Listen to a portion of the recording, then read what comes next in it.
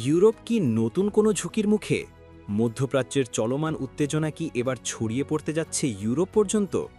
সাম্প্রতিক এক ঘটনার পর এই প্রশ্নই এখন ঘুরপাক খাচ্ছে আন্তর্জাতিক মহলে। ভারত মহাসাগরের দূরবর্তী দ্বীপ ডিয়েগো গার্সিয়ার দিকে ইরানের দূরপাল্লার ক্ষেপণাস্ত্র নিক্ষেপের খবর সামনে আসতেই নতুন করে উদ্বেগ তৈরি হয়েছে। যদিও আন্তর্জাতিক গণমাধ্যমের তথ্য অনুযায়ী ক্ষেপণাস্ত্রগুলো লক্ষ্যবস্তুতে আঘাত করতে পারেনি, তবুও বিশ্লেষকেরা এই ঘটনাকে মোটেও হালকাভাবে দেখছেন না। কারণ এতদিন ধরে যে ধারণা ছিল ইরানের ক্ষেপণাস্ত্রের সর্বোচ্চ পাল্লা প্রায় ২,০০০ কিলোমিটার, তা যেন হঠাৎ করেই প্রশ্নের মুখে পড়েছে। অথচ ডিয়েগো গার্সিয়া ইরান থেকে প্রায় ৩,৮০০ কিলোমিটার দূরে। সেখানে পৌঁছানোর চেষ্টা নিজেই একটি বড় বার্তা বহন করে।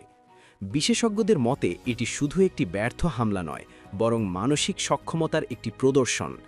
এর মাধ্যমে ইরান হয়তো দেখাতে চেয়েছে তারা চাইলে নিজেদের প্রযুক্তিগত সীমা আরও বাড়াতে পারে। এই ঘটনার পর ইসরায়েলি সামরিক বাহিনী দাবি করেছে ইরানের নতুন প্রজন্মের ক্ষেপণাস্ত্র এখন ইউরোপের বড় শহর বার্লিন, প্যারিস, লন্ডন এসব এলাকায়ও আঘাত হানার সক্ষমতা অর্জন করেছে। তবে এই দাবিকে ঘিরে রয়েছে ব্যাপক বিতর্ক। ইউনাইটেড কিংডমের এক মন্ত্রী সরাসরি বলেছেন এমন দাবির পক্ষে এখনও কোনো দৃঢ় প্রমাণ পাওয়া যায়নি। অর্থাৎ বাস্তবতা এবং প্রচারণার মধ্যে একটি স্পষ্ট ফারাক থেকেই যাচ্ছে। দীর্ঘদিন ধরে ইরান নিজেই বলে এসেছে তারা ইচ্ছাকৃতভাবে তাদের ক্ষেপণাস্ত্রের পাল্লা প্রায় ২,০০০ কিলোমিটারের মধ্যে সীমাবদ্ধ রেখেছে। এর পেছনে ছিল রাজনৈতিক কৌশল, মূলত ইসরায়েলকে লক্ষ্যবস্তুতে রাখা এবং ইউরোপকে অপ্রয়োজনীয়ভাবে উত্তেজিত না করা। তবে সাম্প্রতিক ঘটনাগুলোতে সেই নীতিতে পরিবর্তনের ইঙ্গিত মিলছে। কিছুদিন আগে ইরানের এক আইন প্রণেতা দাবি করেন দেশটি ইতোমধ্যেই আন্তঃমহাদেশীয় ব্যালিস্টিক ক্ষেপণাস্ত্রের পরীক্ষা চালিয়েছে, যদিও এ বিষয়ে নির্দিষ্ট কোনো প্রমাণ এখনও প্রকাশ করা হয়নি। বিশ্লেষকেরা মনে করেন ইরানের মহাকাশ কর্মসূচিও এখানে গুরুত্বপূর্ণ ভূমিকা রাখছে, কারণ স্যাটেলাইট উৎক্ষেপণের জন্য যে প্রযুক্তি ব্যবহার করা হয় সেটিই ভবিষ্যতে দীর্ঘ পাল্লার ক্ষেপণাস্ত্র তৈরির ভিত্তি হতে পারে। এখন প্রশ্ন হচ্ছে, যদি ইরান সত্যি ৪,০০০ কিলোমিটার বা তার বেশি পাল্লার ক্ষেপণাস্ত্র তৈরি করে থাকে, তাহলে কি ইউরোপ ঝুঁকিতে? উত্তরটি সরাসরি হ্যাঁ বা না নয়, কারণ শুধু দূরত্ব অতিক্রম করলেই হবে না।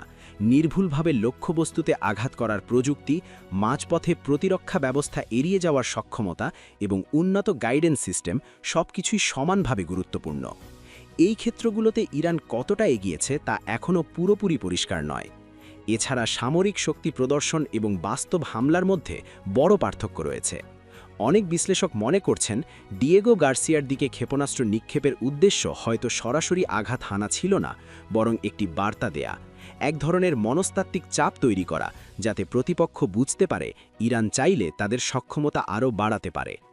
আন্তর্জাতিক রাজনীতির বিষয়টিও এখানে অত্যন্ত গুরুত্বপূর্ণ। ইউরোপের দেশগুলোর সঙ্গে সরাসরি সংঘাতে জড়ানোর ঝুঁকি ইরান সহজে নেবে না এমন ধারণাই এখন বেশি জোরালো। তাহলে কি ইউরোপ এখন নিরাপদ? সংক্ষেপে বলা যায়, তাৎক্ষণিক কোনো বড় হুমকি নেই, তবে সম্ভাব্য ঝুঁকিও পুরোপুরি উড়িয়ে দেওয়া যাচ্ছে না। এই ঘটনার পর বিশ্বজুড়ে মানসিক বিশ্লেষকেরা নতুন করে হিসাব নিকাশ শুরু করেছেন।